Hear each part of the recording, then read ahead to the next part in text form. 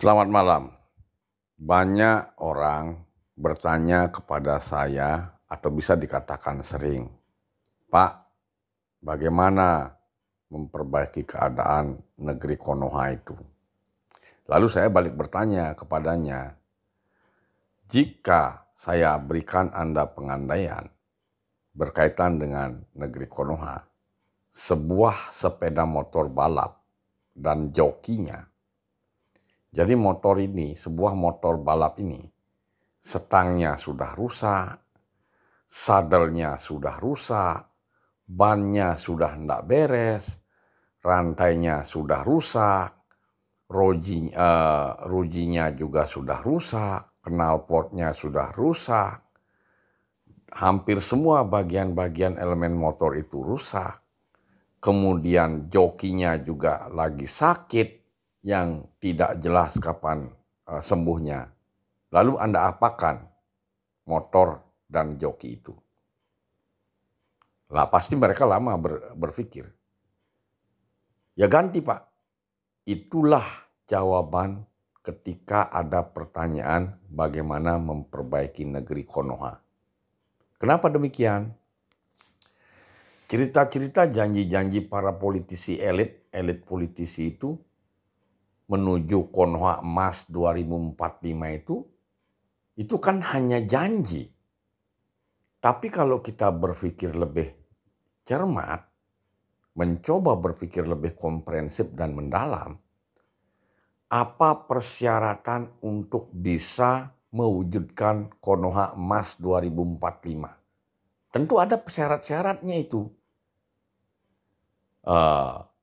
Pemerintahannya bagus, programnya bagus, kemudian keadaannya pasti aman dan damai tentram, kemudian partisipasi masyarakatnya bagus, kondisi keuangan negerinya bagus, kemudian layanan publiknya bagus, pemberdayaan masyarakatnya bagus. Nah, jadi dari beberapa aspek-aspek itu, sekarang saya kembalikan kepada Anda semua. Apakah sudah demikian? Atau justru keadaannya sebaliknya? Hukumnya misalnya faktanya hancur berantakan, politiknya politik uang, kemudian ekonominya terutama ekonomi rakyatnya itu morat-marit, dan kondisi keuangan negaranya mungkin utangnya menumpuk lebih besar pasak daripada tiang. Kemudian pertahanan keamanannya tidak bisa dijamin. Ya buktinya sekarang rame ribut-ribut tentang premanisme itu. Ya dugaan ormas preman. Ya. Nah, itu kembali lagi ke publik. Apakah kondisinya ideal atau kondisi hari ini semuanya hancur berantakan? Nah, kalau kondisi hari ini hancur berantakan, apakah mungkin Konoha itu mencapai masa kemasan di tahun 2045? Kan omong kosong namanya. Nah, lalu kenapa kondisi ini bisa carut-marut atau kondisi itu bisa carut-marut?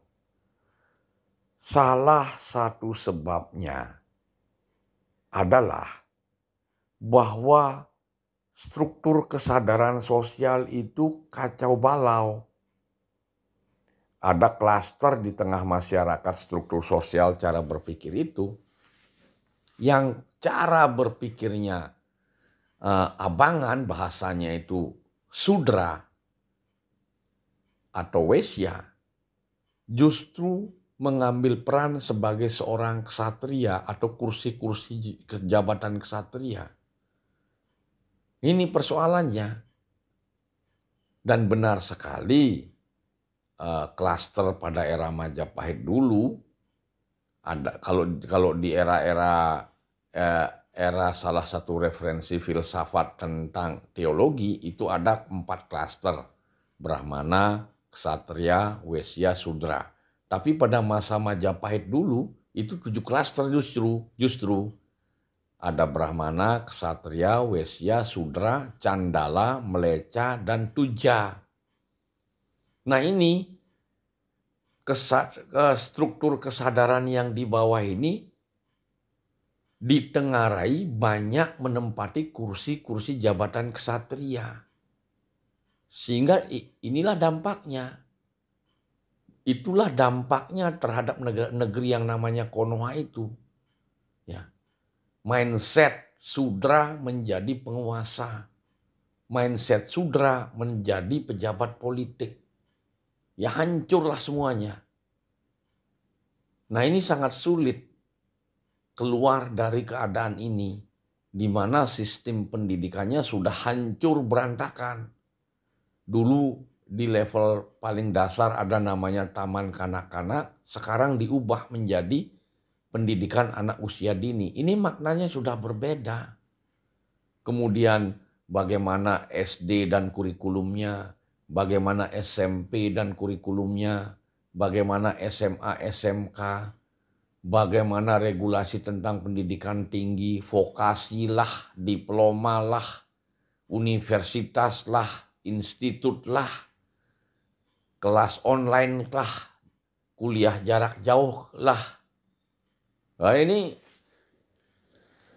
semakin membuat keadaannya itu carut marut. Tidak ada link and match antara dunia pendidikan dengan dunia kerja. Orang-orang generasi Konoha itu dicetak menjadi pekerja, bukan menjadi inovator atau produsen. Ya, itu persoalannya. Jadi ujungnya itu adalah sistem politik. Jadi sistem politik ini yang membungkus sistem lainnya, 7 gatra lainnya. Jadi kalau sistem politiknya rusak, maka semua sistem lainnya yang 7 jumlahnya itu, mulai dari ideologi, politik, ideologi, sosial budaya, hukum, kemudian demografis, kemudian geografis, sumber daya alam, itu pembungkusnya itu sistem politik. Kalau sistem politiknya rusak, maka 7 yang dibungkus di dalamnya itu tidak mungkin bagus, omong kosong itu. Nah sekarang semuanya terserah kepada masyarakat atau publik di Konoha.